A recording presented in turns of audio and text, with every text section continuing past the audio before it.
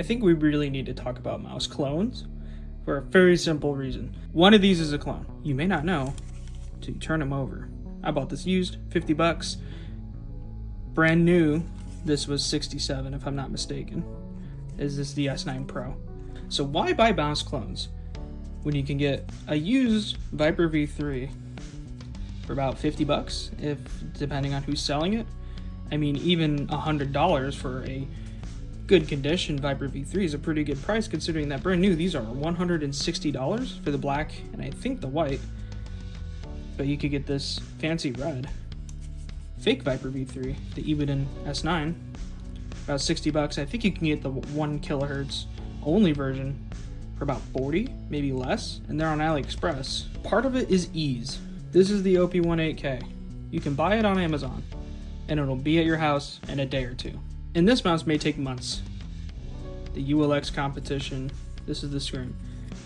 This may take months to get to your house, or at least this is ignoring the Sakura drop that actually has next business day shipping. Clones happen for a reason. This is the G-Wolves HTS Ultra. This is a Skyrox V6. They are relatively similar. This is modeled after the older HTS series, the HTS Ultra. This is $180 if I recall. I lied, this mouse is $150 for the black with the red. It's got solid sides. The honeycombing is nice, it's actually not that noticeable. But the bottom is the interesting part. The PCB itself is the side support, and this mouse, being about 32 grams-ish, is rock solid, even from the top down. This is the Skyrox V6. It's actually a clone of another G-Wolves mouse, the HTS Plus, which is a similar shape to this, but this one has a little bit of a different shape. It's a little smaller. This is very close to the original HTS. This is also $70, about half the price of this. So let's talk about Final Mouse. Final Mouse has a lot of clones. This is just the Beast X Mini. This is the small size. They're very close, mostly because people want the Final Mouse shape. The Final Mouse shape is good in my opinion. I actually bought the Beast X Mini before it. I bought this in the tempered edition because it looks awesome. But there are some few differences. One, this is carbon composite. This is magnesium. Both have solid sides, which is a very nice addition. And both have open backs and open bottoms. And both are capable of 8K polling. This one is 150. Editor Zach here. The Final Mouse is 189. I neglected to tell you with the Beast X because I was tired. This is another one I have. This is the Arbiter Akitsu. This is also a carbon one, but it doesn't have solid sides. But the honeycombing on the sides is very, very manageable. I actually really enjoy this mouse. This is a copy of, this is just a hair bigger than the ULX Small. Side by side, it's just barely noticeable. If you notice, the bottom of mine is not doing too hot. Carbon composite is not as strong as you think. I found out the hard way. You can squeeze the base and have it crack. The Akitsu is even cheaper than the Beast X, which is cheaper than the Final Mouse. So in terms of price, this is how it goes. In terms of quality, it's kind of tied.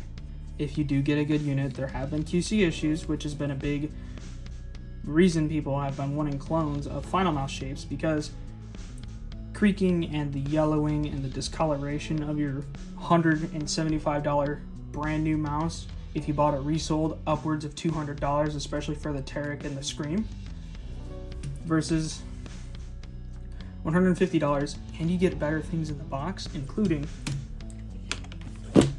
the WL mouse case for your mouse that's padded, storage. I actually use this when I go to my school's lab for esports, and it comes with a dedicated 1K dongle. I think only specific editions have the CAD dongle, which can be a plus or a minus depending on who you are, and the mouse. In the box for the Final Mouse, which is more expensive than the Beast X, you still get less. Although I guess for many people, $175 is a little bit much for a mouse, but if you're into collecting, they're actually not a bad investment, especially if you keep it sealed or you very lightly use it. You can sell it maybe above MSRP. Wow, no shit. That's just an unfortunate cause of having limited drop mice. Next mouse may remind you of your childhood or your parents' childhood. I don't know how young people are anymore. But this is the Endgame Gear OP1 8K. This is a mouse I really enjoy. And even though it's wired, which modern day wired is kind of a weird thing, since most people have a mice that is wireless, and most wireless mice are going to be reliably wired. But the OP1 is a very tried and true shape with tried and true internals, a 3950. There's weight savings because there's no battery, and because there's no battery, there is no extra power draw for using it in 8K. Which brings me to the OP1 clone. This is the Ajaz. This is the Ajaz AJ159, just the regular one. It's like 20 bucks on Amazon. This is an OP1-esque clone. It is the same side profile for the most part, but it is much wider, and it is about as heavy, if not heavier. It feels heavier. And the clicks feel good. But my issue, to be honest, it doesn't feel good. The weight balance doesn't feel great. The weight is more in the back, where the OP1s is obviously even without the cable, is more towards the front. It's not, the mouse isn't bad, but this is $27. I bought the OP1 used for $50 US total, and this is a much better experience. It is only 1000 Hertz fixed at one of these very generic dongles. They at least give you a storage spot for your dongle. One thing to note is that the skates on the OP1, I think these are stock. I don't know, I have to ask the original owner. These are good. The stock skates on this blow.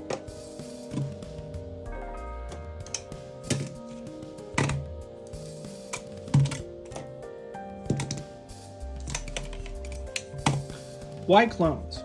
Why have the fake thing when you can have the real thing? There's a few factors. First of all, in this case, it's price. A lot of it is price, especially with the Viper V3 as well.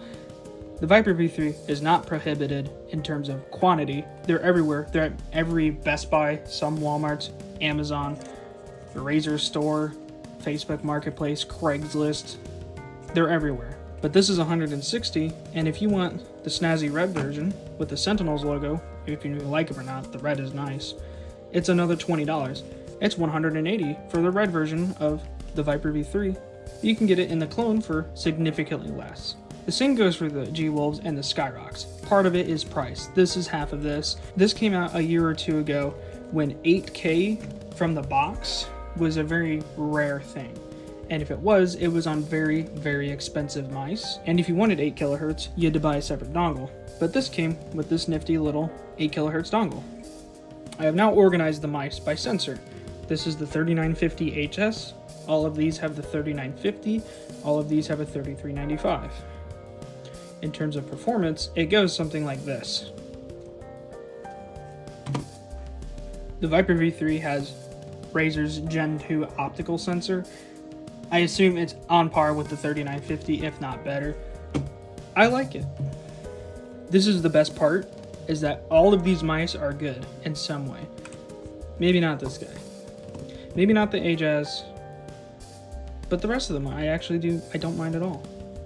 I don't mind the clones as much because they still deliver good performance.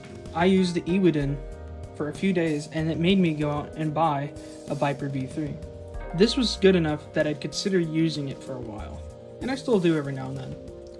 Essentially, the mouse market is kind of boring, solely because if you buy the $150 G-Wolves, the $189 Final Mouse, the $150 B-Stacks, a used $50 OP1 8K, or the $70 Skyrocks V6, it doesn't really matter. They're all pretty good.